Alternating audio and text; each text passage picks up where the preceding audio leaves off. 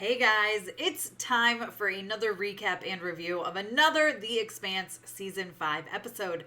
We are up to The Expanse Season 5 Episode 6. This episode is called Tribes, and we get a whole ton of Amos in this, which I am all here for. Unfortunately, we don't get a lot of Holden and the Rossi and Alex and Bobby, but don't worry, they're going to make up for this in the very, very near future. But let's talk about The Expanse Season 5 Episode 6. Definitely a turning point and kind of one of my favorite episodes of the season. Hey, Tessa from Mama's Geeky here. Thank you so much for stopping by my YouTube channel. Now, fair warning, guys, this is going to have major spoilers for The Expanse Season 5, Episode 6, because I am going to do a full recap where I talk about many of the major plot points. So please do not watch this video if you have not already seen the episode or you don't mind spoilers.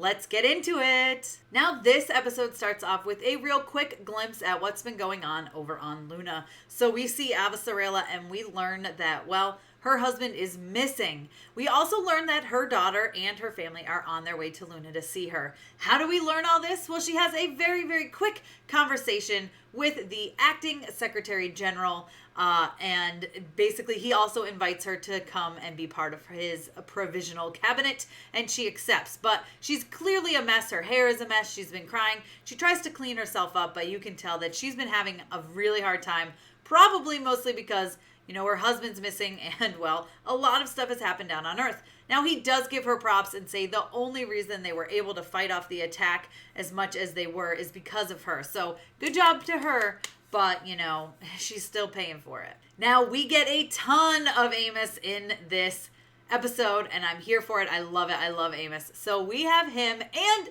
Clarissa, a.k.a. Peaches, and they are in a UN relief camp, I think it's called. But basically they realize there's police there. She doesn't want to go back to jail. So they decide they are going to head off. And he says, hey, I know people in Baltimore, the kind of people you want to be around when there's things like this going on. Come with me. And of course, she really has no other choice but to accept. So they journey on, and as they're traveling through the woods, lots of crazy things happen. They find like a dead body. They find this man who's in front of a fire, and he's heading towards the relief camp, and he warns them and says, there's a guy up ahead. He's crazy. He's shooting people. And basically Amos is like, okay. And they start to walk away, and then he's like, we're going there.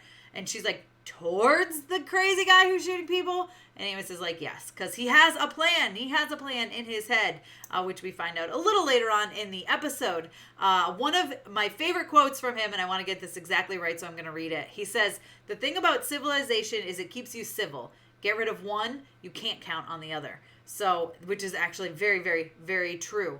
Later on in the episode, we circle back around to them. And while they make their way, they end up against a fence, and he realizes this is where that guy is. He wants to talk to him. He tells Peaches, hey, if it goes south, run. But he goes in, and he claims that he wants to trade a water cycler that he has a couple clicks down the road for some weapons. I could tell right away there's some plan brewing here. There's something going on. The man holds a gun to him and tells him to strip in, and he's out in the snow. Poor Amos tells him to get all his clothes off so that he sees that he is actually not carrying any weapons. Once Amos is there, just in his socks and his underwear, he says to him, well, I can just kill you and go get the water cycler. I don't need you. Lucky for Amos, we have Peaches, aka Clarissa, there. And she's got some body modifications, as we know, some implants, and she attacks. She goes crazy. She kills him, murders him, not Amos, the guy, obviously, with the gun to Amos, and it's nasty. Amos gets covered in blood. She gets covered in blood. She falls over. She starts puking like she's a mess. We find out a little later on that, yes, this is an issue that she has every time she uses a mod. This happens to her. Amos also points out that in her sleep, she was talking about monsters and being afraid. And she says this was an exercise in prison where she had to write a poem. And she writes a poem about how she is not a monster because the monsters are never afraid. And she is always afraid. Which is kind of sad. But then we also, Amos says that basically this was the plan the whole time. He knew this guy had weapons and shelter and food, and they needed that. And transportation, as they're heading on to Baltimore, they needed more supplies. And she points out, basically, did we just come here and kill this guy on like for all his stuff. What would we have done if he wasn't crazy? If he wasn't going to shoot you, what would we have done?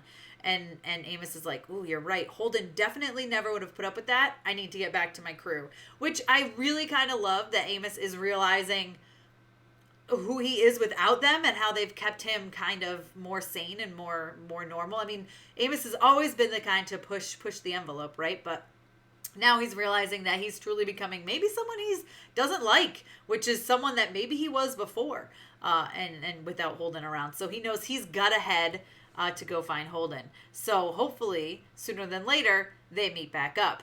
Now, we do see a little bit of the Free Navy in this one as well. I mean, Marco, they seem to be falling apart. They're fighting. Last we saw, Naomi knocked out Sin and was like, hey, called Holden and warned him about the bomb and the Rossi. So Marco is ticked off. He is unhappy. He is yelling. He wants to space Naomi and kill her. And Philip actually stands up and says that he doesn't want that. He kind of stops or kind of saves his mom's life there, which Marco is not really a giant fan of, you can tell, but he goes along with it. After Marco decides to spare Naomi's life, Philip goes and sees Naomi and basically tells her, you deserved to die. And it's very clear he's having this internal struggle of who he wants to side with, his mother or his father, or neither, right? He says, she tries to talk to him and she's basically like, listen, your father is poisoning you. He's turning you into killer like he did to me. And then she has another great quote too. She says, he wouldn't die for you, but he would let you die for him, which I think we all know people like that. And it's very, very obvious that is how he rolls, right? So it's interesting to see and watch the two of them kind of try to explain the other person to Philip, and really both seem to almost be kind of manipulating him a little bit.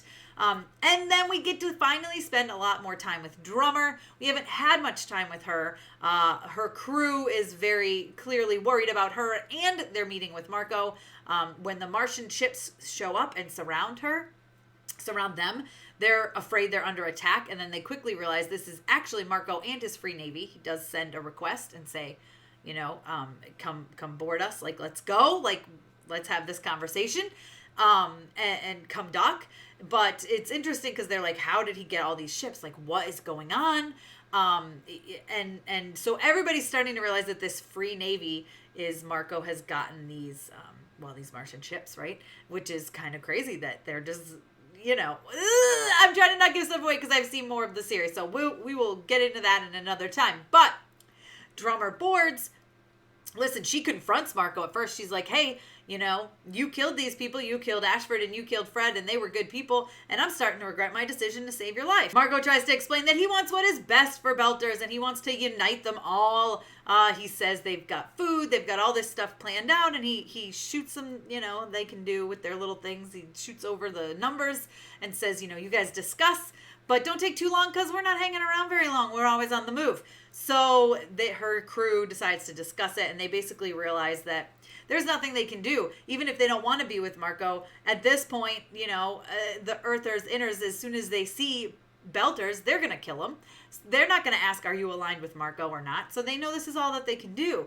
And in order to solidify their partnership, I guess is the word, they switch crew members, right? So Marco sends one of his crew members to go with Drummer, and Drummer sends one of hers to remain with Marco, which I think is very interesting, very smart. It's a way that keeps them strong, as Marco pointed out, and makes sure that they are aligned and have each other's best interests at heart. But as she's leaving, Marco does introduce her to Philip, and he says, hey, this is Drummer, guess what? She was with the Bohemian with your mom, and guess what? They talked, they worked together really well, and she starts to tell the story a little bit, and he cuts her off. And then he says, is there anything you want her to tell your mom if she sees her? And he says, why would I? I could just, and then he goes, no, I'm good. So he basically slips up, letting her know that Naomi is with her. She gets this look in her eyes like, this is interesting. She still leaves, but I think Drummer knows more than she is letting on. And, she's never trusted Marco anyway. And now she has even more of a reason not to, because Philip almost gave it away. Now, after Philip hears that his mom saved a lot of Belter lives, he decides he wants to go and hear the story from his mother. So he does go visit Naomi, and they have some sweet moments as she really tells him the story, which I kind of like them getting to know each other and bond more. I was kind of here for that. Meanwhile, like I said, we get very, very quick glimpses. Alex and Bobby are on their way again. They've got their ship running. They fend off an attack, and they are on their way. And then, of course, we also have Monica is on the Rossi now with Holden and Bull, and they know they are going after the Zemea. Now, Holden did also find a message labeled from Naomi. It's from Naomi that's labeled if something goes wrong. We don't see if he listens to it or not. And that is basically it that we got in this episode. So there's a lot, but it was mostly Amos and mostly Drummer and the Free Navy there. But hopefully we'll get more of other people in the future, and I know that we will. So come back next week. If you haven't already subscribed and hit the notification bell, be sure to do so. And next week we will discuss The Expanse Season 5, Episode 7, where I think we're going to see a lot more things starting to all come together. Let me know what you thought about this episode down below in the comments. Be sure to give me a thumbs up. Don't forget to subscribe, hit the notification bell. Like I said, you don't want to miss this. I'm coming to you every week throughout Season 5 of The Expanse. As always, you can follow me over on Instagram and Twitter. I'm at Mama's Geeky over there. MAMASGEEKY.